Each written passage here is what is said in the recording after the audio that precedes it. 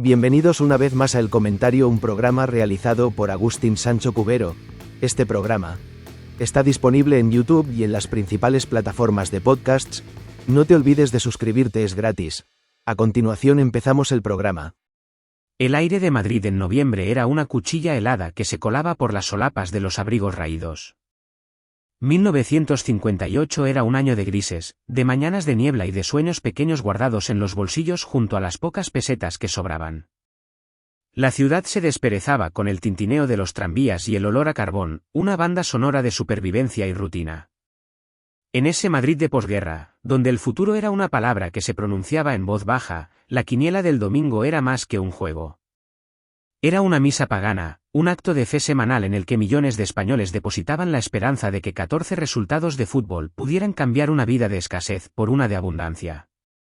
José Navacerrada García era un hombre tejido con los hilos de esa misma rutina.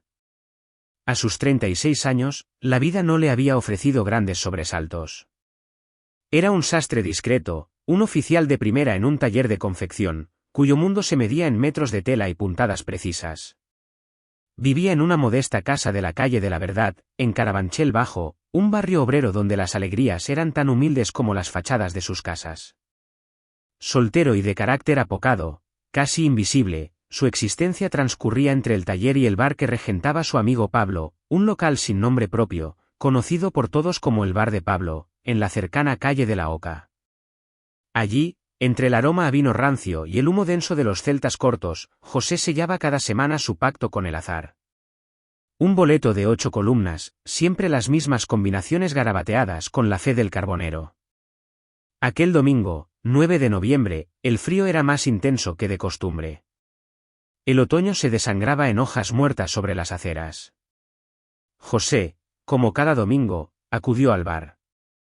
No era un hombre de grandes conversaciones. Prefería escuchar el murmullo de las discusiones futbolísticas y el crepitar de la radio que anunciaba los goles con una estática casi tan densa como el ambiente. Selló su boleto y se marchó, sin saber que acababa de firmar un contrato con un destino mucho más oscuro que el de la simple pobreza. Los partidos se sucedieron, los goles cayeron como gotas de una lluvia improbable, y al caer la noche, la radio cantó la combinación ganadora. En el bar de Pablo, el murmullo se convirtió en un grito ahogado. Alguien repasó las columnas del boleto que José había dejado para su validación. 14 aciertos. Pleno al 14. El premio era una cifra que mareaba, una cantidad que para la España de la época sonaba a fantasía. 500.000 pesetas. La noticia corrió como la pólvora por el barrio. De repente, José Navacerrada, el sastre silencioso, el hombre gris, se convirtió en una leyenda. 500.000 pesetas podían comprar varias casas, abrir un negocio próspero, asegurar el futuro de generaciones. Era la llave dorada que abría todas las puertas de una sociedad cerrada y austera. El lunes, José no fue a trabajar. La realidad del premio le había caído encima como un peso abrumador. Era un hombre sencillo, no acostumbrado a las complejidades del dinero ni a la envidia que éste despertaba. Buscó consejo en el lugar que consideraba su refugio, el bar de Pablo. Allí, entre felicitaciones y palmadas en la espalda, se cocinaba a fuego lento la ponzoña de la codicia. El bar no solo era el dominio de Pablo, sino también el de su esposa, Josefa Gil. Una mujer de 42 años, de mirada dura y ambición afilada. Junto a ella, siempre presente, casi como una sombra, estaba Antonio Sánchez, un exlegionario de 41 años, de pasado turbio y presente precario. Antonio vivía de pequeños trabajos y favores, un hombre acostumbrado a la violencia y a las soluciones drásticas. La fortuna de José Navacerrada iluminó los rincones más oscuros de sus almas. Vieron en aquel hombre apocado no a un amigo afortunado, sino a un obstáculo entre ellos y una vida sin preocupaciones. La idea, sutil como un veneno, empezó a tomar forma en las conversaciones entre Josefa y Antonio. Se miraron y supieron que pensaban lo mismo. El plan era sencillo en su brutalidad. Había que quitarle el boleto a José. Y para que no hubiera testigos, para que no pudiera reclamar, había que quitarle también la vida. Josefa, la mente calculadora, diseñó la trampa. Se acercaron a José con una falsa amabilidad, con una preocupación impostada. Le hablaron de los peligros del dinero, de los impuestos abusivos del Estado, del famoso impuesto de la plusvalía, que se llevaría una parte enorme de su premio. Le dijeron que conocían a un gestor, un hombre influyente que, por una pequeña comisión, podría ayudarle a cobrar el premio íntegro, sin que Hacienda viera un céntimo. José, ingenuo y agradecido por la aparente ayuda de sus amigos, cayó en la red. Su desconocimiento del mundo financiero era total. La idea de enfrentarse a la burocracia del Estado le aterraba más que la posibilidad de una traición. Confió. Les entregó su confianza, que era lo único que ellos realmente querían. El plan requería un tercer cómplice, alguien que no levantara sospechas. Josefa no dudó en implicar a su propio hijo, Juan, un joven de 23 años que trabajaba como aprendiz de electricista. Un muchacho maleable, dominado por la fuerte personalidad de su madre. Él sería el conductor, el que les proporcionaría la coartada del transporte. El martes 11 de noviembre, apenas 2 días después del sorteo, la trampa se puso en marcha. Antonio Sánchez citó a José Navacerrada en la plaza de Santa Bárbara. Le dijo que allí les recogería el supuesto gestor para ir a una oficina en las afueras y arreglar los papeles. José se vistió con su mejor traje, el hombre que iba a sellar su nueva vida. Se despidió de su familia con una sonrisa ilusionada, prometiendo volver para celebrarlo. Antonio llegó puntual. Poco después, apareció un taxi. Al volante no iba ningún gestor, sino el joven Juan, el hijo de Josefa. Le presentaron como un chofer de confianza. El coche, un viejo Seat 1400, se puso en marcha, alejándose del centro de Madrid, enfilando la carretera de Andalucía. El paisaje urbano se fue desvaneciendo, reemplazado por los descampados pardos y tristes de la periferia. El coche avanzó por caminos de tierra, adentrándose en una zona solitaria conocida como el Cerro de los Ángeles, un lugar desolado cerca de la ribera del Manzanares. José empezó a inquietarse. El escenario no parecía el de una gestoría importante. Preguntó dónde iban, su voz teñida de una incipiente zozobra. Antonio, con una calma espeluznante, le dijo que el gestor prefería la discreción, que se encontrarían allí, en mitad de la nada. Detuvieron el coche junto a un arroyo seco. El cielo plomizo parecía pesar sobre la tierra. Le pidieron a José que se bajara para estirar las piernas mientras esperaban. El sastre obedeció. El aire frío cortaba la respiración. Estaba de espaldas al coche, mirando el horizonte desolador, quizás preguntándose en qué momento su sueño se había convertido en aquella extraña antesala. Ese fue el instante que Antonio Sánchez había estado esperando. Con un movimiento rápido y brutal, cogió una gran piedra del suelo y golpeó a José en la nuca con toda la fuerza de su cuerpo endurecido en la legión. José Navacerrada se desplomó sin un solo quejido, su vida rota en un segundo de violencia cobarde. Su sueño de 500.000 pesetas se extinguió en el polvo de un descampado madrileño.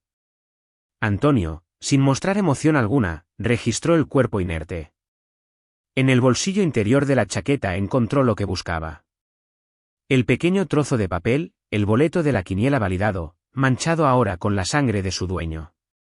Juan, el joven conductor, observó la escena paralizado por el horror. Su madre le había hablado de un engaño, de un robo, pero no de un asesinato a sangre fría. Antonio le ordenó que le ayudara a ocultar el cuerpo. Arrastraron el cadáver de José hasta unos matorrales cercanos, cubriéndolo torpemente con ramas y tierra. Luego, volvieron al coche y se marcharon en silencio, dejando atrás el cuerpo de un hombre bueno cuya única culpa había sido tener suerte. De vuelta en Madrid, Antonio le entregó el boleto a Josefa. La matriarca del crimen lo tomó con manos firmes. El plan había funcionado. Ahora solo tenían que esperar un tiempo prudencial para cobrar el premio sin levantar sospechas. Mientras tanto, en Carabanchel, la familia de José Navacerrada comenzó a preocuparse. Pasaron las horas, llegó la noche, y José no regresaba. Su ausencia era extraña, inexplicable. Al día siguiente, denunciaron su desaparición a la policía. La investigación comenzó con lentitud. La desaparición de un sastre soltero no era, en principio, un caso de máxima prioridad. Sin embargo, un detalle lo cambió todo. La familia mencionó que José acababa de ganar una fortuna en la quiniela y que había salido para hacer gestiones relacionadas con el cobro. La palabra quiniela encendió todas las alarmas en la Dirección General de Seguridad. Inmediatamente, el caso fue asignado a los mejores hombres de la Brigada de Investigación Criminal, un equipo legendario dirigido por el comisario de la Riva. Los investigadores empezaron a tirar del hilo, y el primer lugar al que acudieron fue el bar de Pablo, el último sitio donde José había sido visto como un hombre feliz y afortunado. Interrogaron a Pablo, a Josefa, a los clientes habituales. Todos contaron la misma historia. José estaba exultante, había compartido su alegría con todos. Josefa y Antonio se mostraron especialmente compasivos, fingiendo una gran preocupación por el paradero de su amigo. Pero los policías eran perros viejos, expertos en leer entre líneas y detectar las notas falsas en una melodía de mentiras. Los días pasaban y el cuerpo de José seguía sin aparecer. La policía, sin embargo, ya tenía una línea de investigación clara. El móvil era el boleto premiado. ¿Quién podría haber intentado cobrarlo? Se pusieron en contacto con el Patronato de Apuestas Mutuas. La respuesta fue sorprendente. Nadie había presentado aún el boleto ganador del pleno al 14. Los asesinos estaban esperando, agazapados, dejando que el tiempo enfriara las sospechas. La clave del caso llegó de la mano de un testigo inesperado. Un vecino del barrio, durante los interrogatorios rutinarios, recordó algo que en su momento le pareció insignificante. La tarde de la desaparición, vio a José Navacerrada subiendo a un taxi en la plaza de Santa Bárbara. No le dio importancia, pero recordaba vagamente al conductor y al otro pasajero. La descripción que dio de este último, un hombre corpulento y de aspecto rudo, encajaba con la de Antonio Sánchez. La policía ya tenía a su principal sospechoso. El cerco sobre Antonio y Josefa comenzó a estrecharse. Fueron llamados a declarar de nuevo, esta vez por separado. Los sometieron a largos y agotadores interrogatorios. Los inspectores jugaron con sus nervios, les hicieron caer en contradicciones.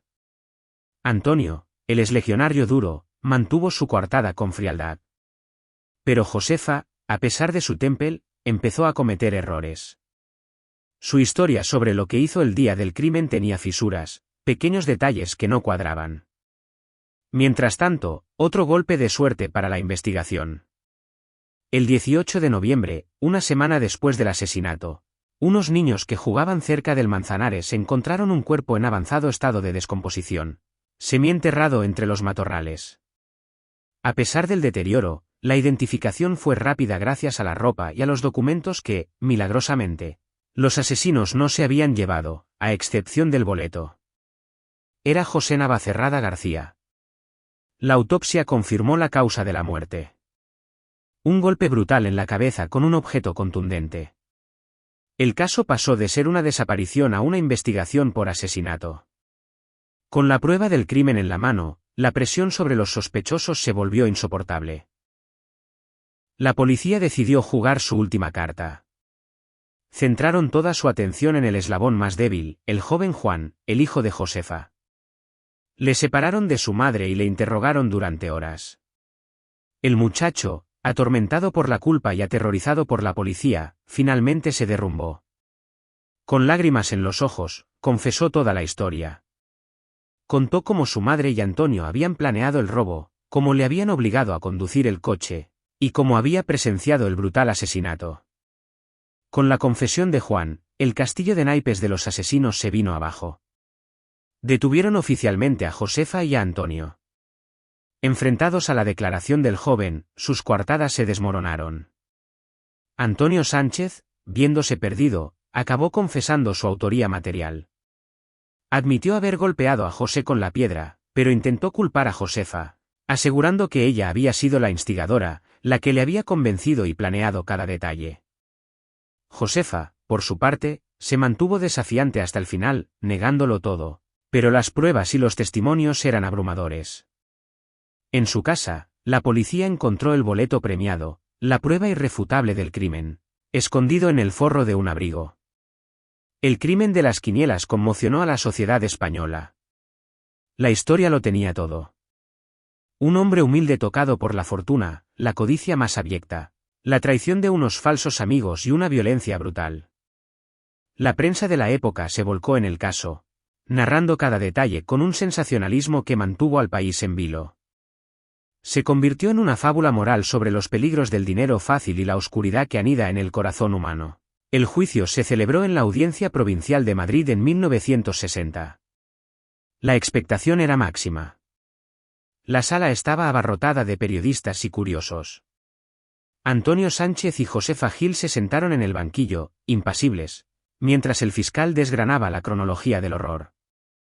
El testimonio de Juan fue demoledor. El boleto ensangrentado se exhibió como la prueba reina. La defensa de los acusados fue débil, casi inexistente. Intentaron culparse mutuamente, en un último y patético intento de salvarse. La sentencia fue implacable, un reflejo de la dureza del Código Penal de la época y de la indignación popular. Antonio Sánchez y Josefa Gil fueron condenados a la pena capital, a morir mediante garrote vil. La justicia consideró a Josefa la inductora y cerebro del plan, y a Antonio el ejecutor material, otorgándoles el mismo grado de culpabilidad. Para Juan, el hijo, el tribunal tuvo cierta clemencia. Se consideró que había actuado bajo la influencia de su madre y se le condenó a 30 años de reclusión mayor, por su papel como cómplice. La mañana del 4 de julio de 1961, en el patio de la cárcel de Carabanchel, se cumplió la sentencia. Antonio Sánchez fue el primero en ser conducido al patíbulo. Aceptó su destino con la misma frialdad con la que había quitado la vida a José Navacerrada. Unos minutos después, le tocó el turno a Josefa Gil. Ella fue la última mujer en ser ejecutada por garrote vil en España. Su muerte puso el punto final a una de las páginas más negras de la crónica de sucesos del país. El crimen de las quinielas se grabó a fuego en la memoria colectiva de España. Se convirtió en mucho más que un simple asesinato. Fue el retrato de una época, un espejo de las miserias y las esperanzas de una sociedad que soñaba con escapar de la grisura a través de un trozo de papel.